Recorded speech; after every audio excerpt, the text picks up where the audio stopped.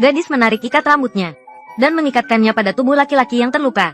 Namun yang dia tidak tahu adalah orang yang telah ia selamatkan ternyata adalah bos mafia yang tegas dan berwibawa. Hanya karena tindakan baik ini membuat laki-laki jatuh cinta pada gadis ini, bahkan bersedia menyembunyikan identitasnya demi dia, rela menjadi pengawal di sisinya. Lebih dari itu, berulang kali menyelamatkannya dari bahaya, tidak membiarkannya diperlakukan buruk oleh siapapun. Namun laki-laki tersebut tidak berencana untuk mengungkapkan perasaannya dengan kata-kata, tidak sadar bahwa gadis itu juga sudah jatuh cinta padanya selama 3 tahun kebersamaan mereka. Perlahan-lahan jatuh cinta padanya dan pada orang tua, memutuskan agar dia menikah demi kepentingan keluarga.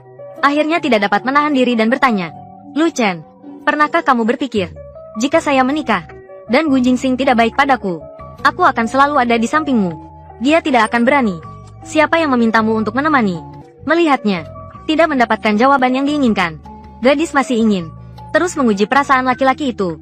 Maka dia tidak hanya menyetujui pernikahan bisnis yang diatur oleh keluarganya, masih di upacara pertunangan, kepada laki-laki itu mengajukan permintaan yang berlebihan. "Tanganku hari ini agak tidak nyaman, tidak bisa memegang pena. Bagaimana kalau Lu Chen, kamu saja yang bantu aku tanda tangan?" Tak disangka, baru saja gadis itu selesai berbicara, dia langsung mendapat pertanyaan dari orang tua tunangannya. Mereka menganggap dia sedang mempermainkan pernikahan ini seperti mainan anak-anak. Sementara ibu tirinya di satu sisi sedang menengahi, di sisi lain menggunakan krisis perusahaan sebagai alasan untuk mengancam gadis itu. Pada saat itu, gadis itu terpaksa menggunakan alasan bahwa dia hanya bercanda tadi untuk meredakan suasana canggung. Kemudian dengan pasrah, dia menandatangani surat nikah dengan menuliskan namanya sendiri. Tapi memikirkan tadi bagaimana laki-laki itu tidak bergerak sedikit pun, membuatnya merasa sangat kesal. Setelah upacara pertunangan selesai, dia lalu menyerahkan surat nikah itu dengan keras, melemparkannya ke tubuh laki-laki itu. Setelah itu, dia langsung berbalik dan pergi. Di hari-hari berikutnya, gadis itu berkali-kali mencoba menggoda laki-laki itu, berusaha melampaui batas terakhir dengannya. Namun setiap kali, dia menyadari bahwa laki-laki itu sebenarnya juga jatuh cinta padanya, tapi selalu menolaknya di saat terakhir. Selain itu, dia tetap seperti sebelumnya, merasa cemas karena perubahan emosinya, merasa sakit hati saat dia terluka. Tapi gadis itu tetap tidak pernah bisa melihat sedikit pun tanda cinta di wajahnya. Maka, setelah upayanya menguji lagi tidak membuahkan hasil, dia dengan marah mengusir laki-laki itu keluar. Dan pada akhirnya, dia menerima lamaran tunangannya. Namun kali ini, laki-laki itu mungkin tahu ini adalah kesempatan terakhirnya.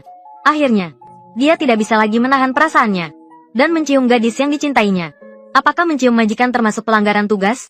Baiklah, besok aku menikah. Jika aku memakai sepasang ini, sepatu flat ini, apakah kamu akan datang merebutku? Meskipun laki-laki itu tidak memberikan jawaban yang jelas padanya, namun gadis itu saat ini masih membayangkan bahwa dia akan datang merebutnya. Tak disangka, dia mendengar dari kepala pelayan bahwa laki-laki itu ternyata mengambil cuti di hari pernikahannya, memutuskan untuk tidak datang. Mendengar hal ini, dia merasa sangat kecewa. Namun, dia hanya bisa memilih untuk bangkit dan pergi menuju gereja. "Bos, Nona Sen sudah meninggalkan rumah keluarga Sen. Jika Anda tidak segera pergi, maka Anda benar-benar tidak akan sempat. Dunia kita terlalu gelap.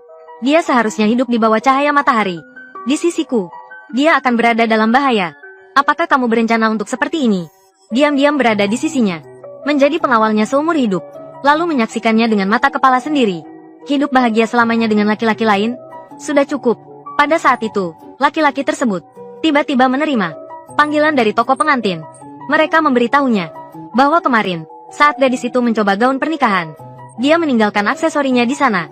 Saat laki-laki itu sedang bergegas pergi, ketika mendapatkan gelangnya, dia tiba-tiba menemukan jalur pelarian gadis yang digambar di cermin pakaian, rute pelarian dari gereja.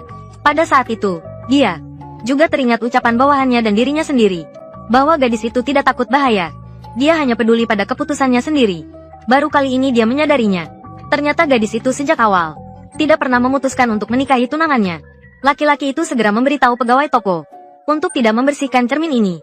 Kemudian dia memberikan kartu hitam kepada pegawai toko, lalu berbalik dan pergi. Namun siapa sangka, saat dia dalam perjalanan menuju gereja, dia malah menghadapi penyergapan yang direncanakan oleh tunangan gadis itu.